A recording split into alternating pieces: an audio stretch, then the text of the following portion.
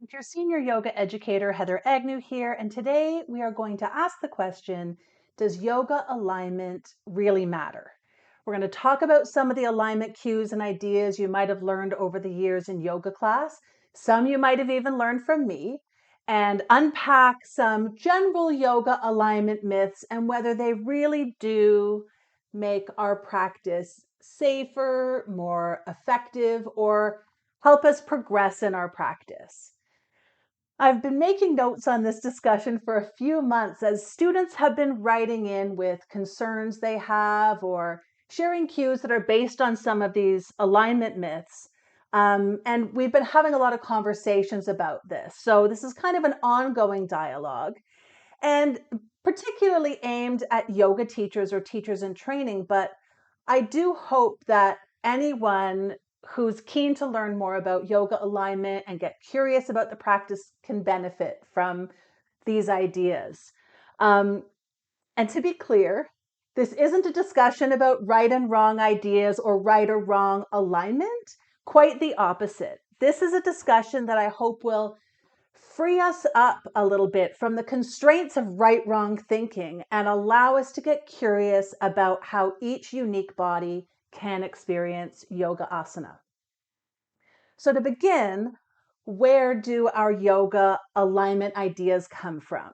So, quick bit of history that I want to mention is that a lot of the alignment ideas we have, at least in the vinyasa flow world, come from two places.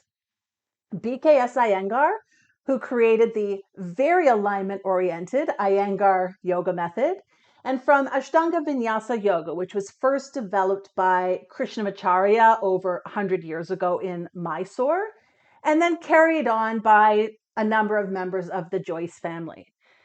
And it's worth noting that Iyengar and Patabi Joyce were both students of Krishnamacharya, but followed quite different paths in their teaching and in their ideas about alignment. Now, most, if not all, alignments we hear about in Vinyasa flow come not from the 5,000-year-old ancient tradition of yoga, but the modern age of what we'll call modern postural yoga, something that's been developing over the past 100 years or so. And older traditions were likely much more concerned with like energetic alignment or mental alignment than like where you put your big toes. So, one of the issues that we have in our time of modern postural yoga is that we have explored so many yoga styles with so many influential teachers and brought back alignment ideas and cues from each of these, from Ashtanga to Iyengar to Kripalu to Shivananda to Satyananda to Anusara. And they all have different ideas about alignment. Some very rigid, like Iyengar, and some very loose, like Kripalu. We'll talk in a moment about how this blending of alignment ideas in modern postural yoga can get us into a little bit of trouble. But first, I want to clearly say that at this stage of our understanding of anatomy, yoga anatomy, the benefits of yoga, there is no right wrong alignment like we might have heard and like some people might prefer. Instead, there are some basic architectural guidelines, a lot of maybes, and a lot of like, how does it feel for you? So, just on a quick tangent, why do I say that some people might prefer there to be rules? For three main reasons. Number one, humans like rules. It gives us structure and a sense of control and a sense that we can learn how to do things right and progress in a straight line in our practice. Number two, because to make space for people to find their own alignment, to adapt and make their practice comfortable for their bodies is more complex. It takes more time. It's harder to learn as a student teacher, and it's harder to facilitate as a teacher, which in the drop in all levels studio class environment is a challenge. So it's more complex, but it's also more true. And number three, for a lot of us, I think that we have a sense that if we can control our bodies in movements like yoga, we can control our health outcomes. And while yoga can be an amazing practice for overall health and well-being, doing yoga right will not reverse the aging process, prevent accidents or illness or disability. So having said all this, I do want to acknowledge that there are alignments in yoga that can be helpful. Basic shapes of poses matter, especially when it comes to the essence of the pose. We are making certain shapes, and there are generally more efficient ways to make those shapes. And those shapes do have a purpose, but is not making the exact shape that you see in your teacher or in a book or on social media unsafe? No, not necessarily. I think it's important to be able to see the difference between aesthetic alignment and safety alignment. So safety alignment is important to understand so we can help guide our students in a safe practice. Aesthetic alignment, which is more what we're going to talk about today, where we have ideas about how a pose should look that's more about looks and less about safety or comfort. So that's a lot. Before we dig into that philosophy alignment a little bit more, I do want to mention some of the alignment rules that you might start to question or maybe even reconsider. And the first is that your shoulders should be down and back at all times. And this may come from ideas like the more rigid militaristic posture that was common in the creation of many of these yoga styles like Ashtanga and Iyengar, and may have some roots in the development of physical culture in India. And it may also be influenced by some common ideas, both in India and in the West, about what good posture means. Often we mistakenly relate good posture to things like morality and health and class. And the truth is, our shoulders need to move in all their directions to maintain healthy range of motion, strength, and flexibility.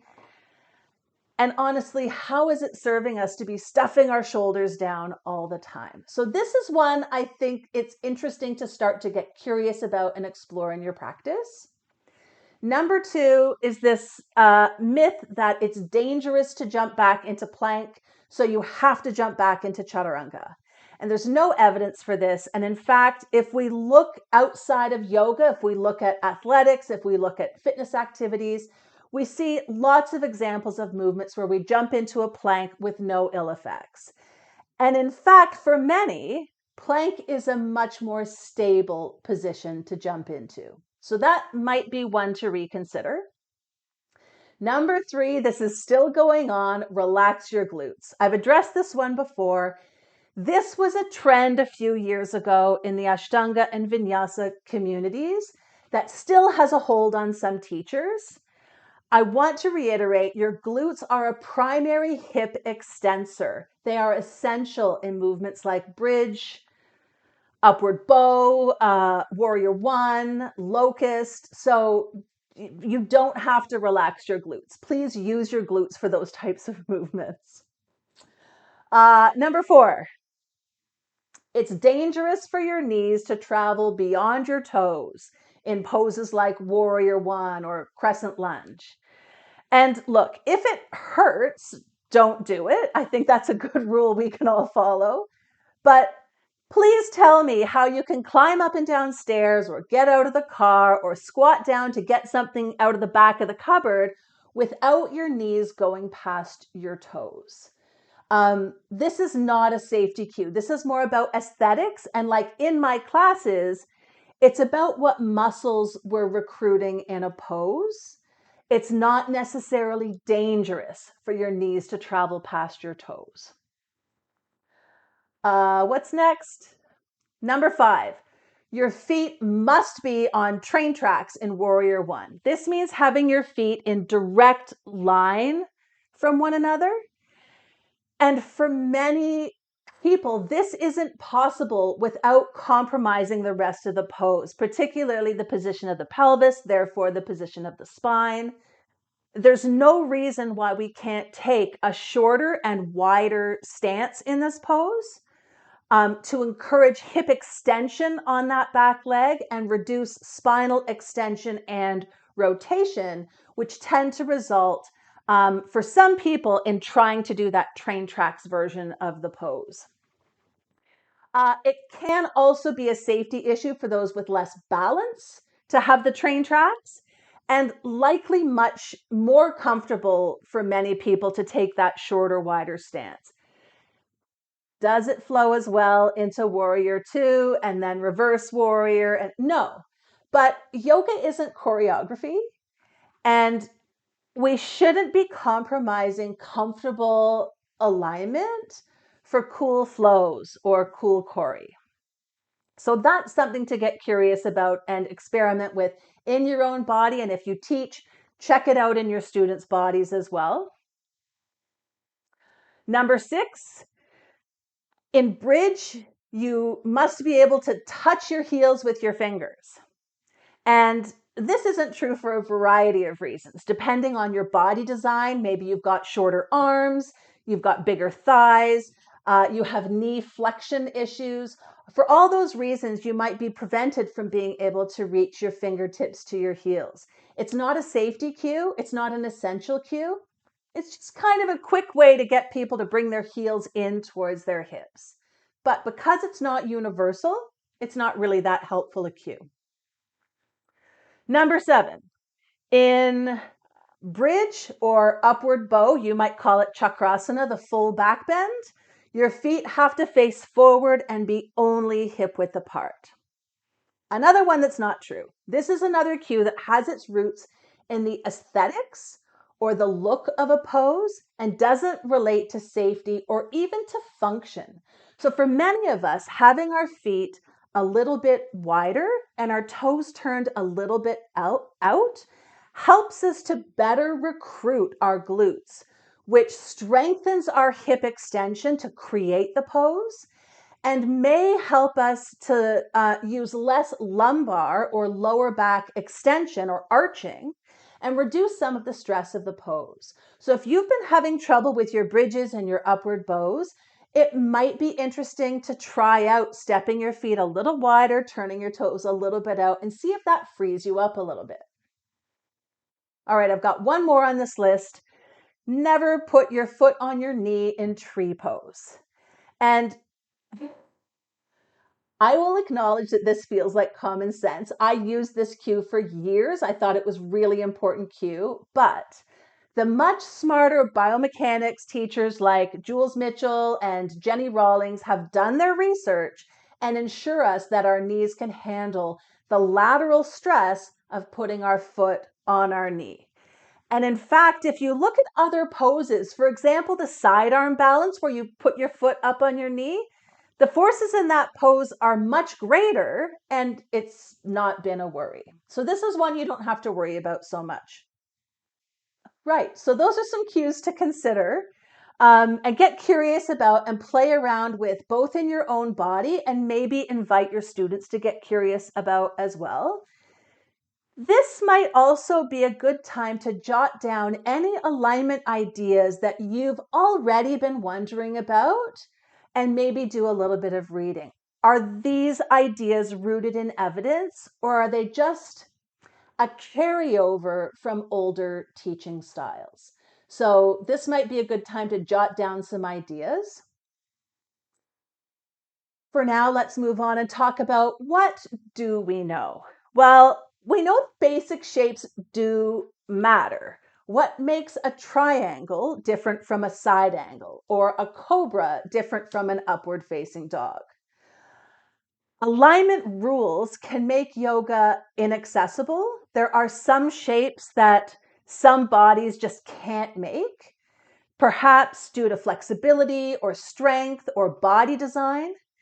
And offering regressions, progressions, props, and versions can help people to make those shapes, those important shapes, and experience those poses which might not strictly conform to those old rules. So I like to think more about the essence of a pose. What's this pose about? Is this a pose of hip flexion? Is it a back bend? Is it a spinal twist? Is it a balancing pose?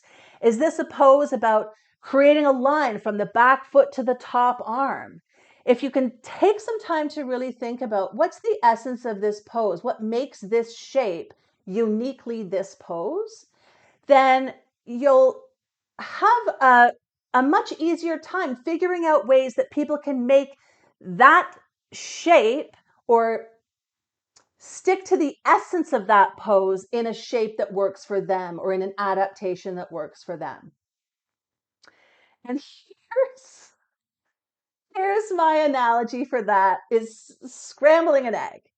So I was thinking about this discussion when I was scrambling some eggs for my lunch the other day. And like, do you have strong ideas, or does your family have a strong tradition of like how scrambled eggs are made? Like, it must be high heat, no, medium heat, or low heat. You stir it a lot, you don't stir it at all. You season first, you season last. These are all valid ways to make eggs. Even the top chefs have disputed the right way to scramble an egg. As long as you get tasty eggs, do those intricacies of the method really matter? So this is where we think about like, what's the goal? And I think that it's good to understand that some of our common cues and poses are actually conflicting advice from different yoga styles. So teachers who had a strong opinion in the right way to do a pose. A good example is triangle. In Ashtanga yoga, the goal is to catch the bottom toe. So we can make adjustments to the position of the hips, the chest, the spine in order to catch the toe. Whereas in Iyengar, the goal of the pose is to keep the hips and chest square to the long edge of the mat. So we make adjustments to the hand position, maybe hand on thigh or shin or a brick, in order to keep the hips and chest square. These cues don't go together because they're about poses that have a different goal. It's like asking for both high heat and low heat for your eggs, to stir a lot and don't stir at all. We can't do it all. We either keep the hips square and the hand stays higher, or we catch the toe and the hips turn a little bit. Does this make sense to you? Have you followed my eggs analogy? To clarify, not all the cues you've heard in yoga class can be used in the same pose.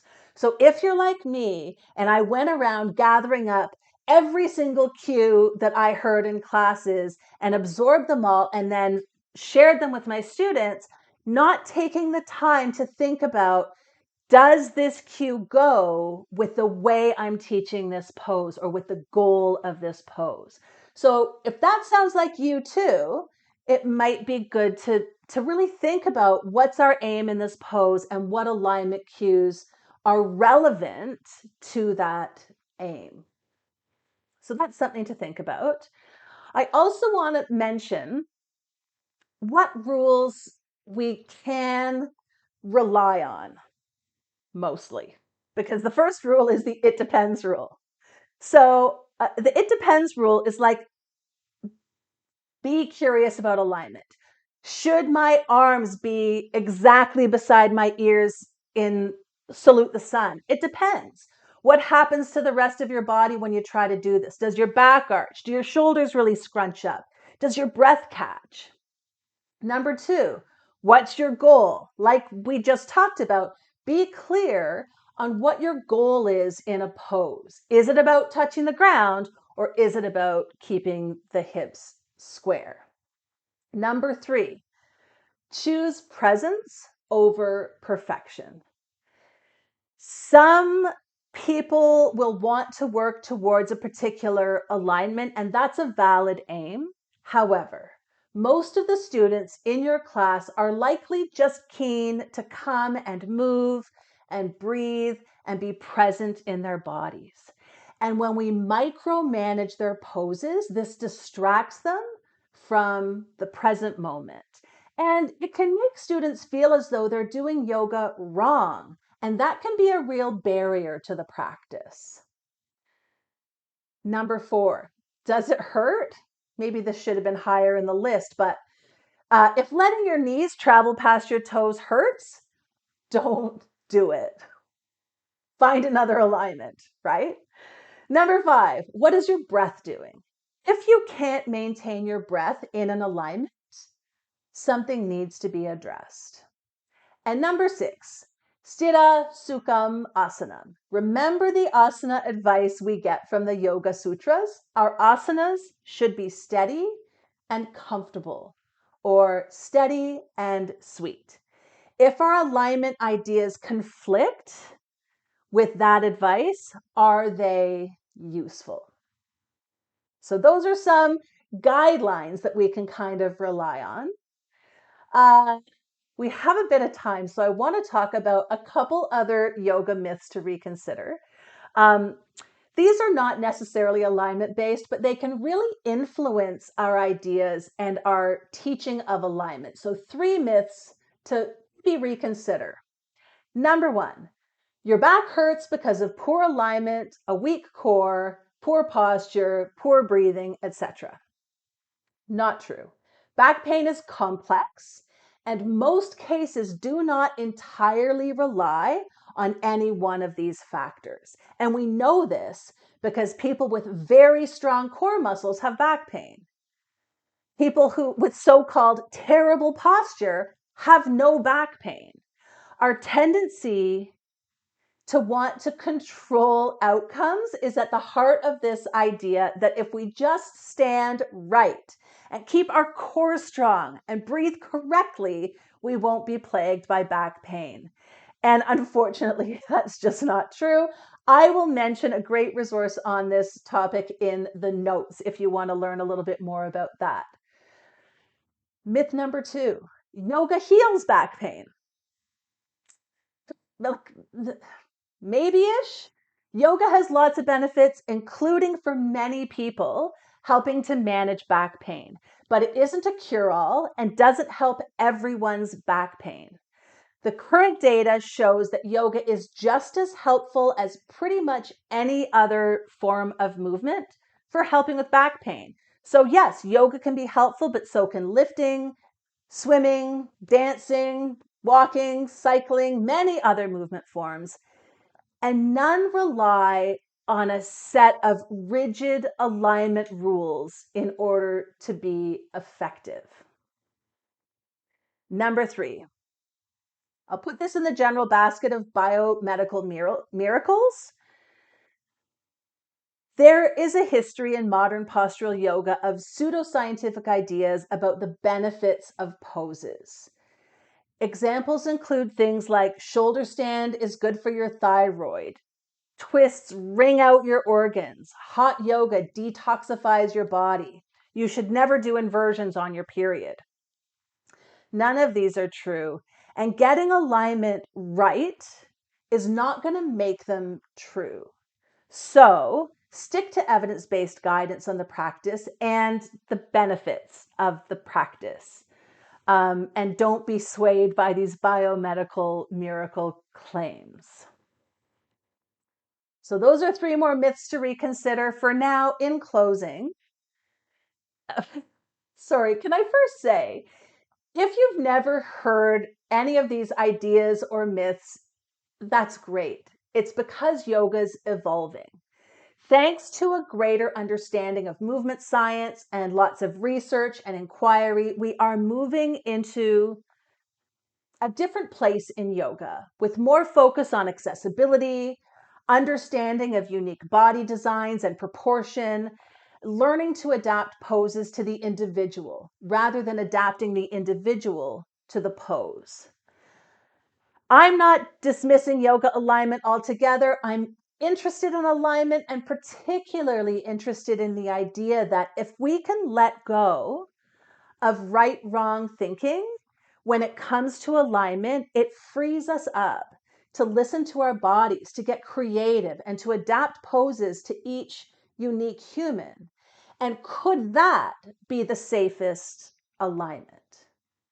So, to me, if I'm going to talk about safe alignment as a universal idea, it's an alignment that considers the individual, adapting the pose to the body rather than adapting the body to the pose. So that's a lot of thoughts.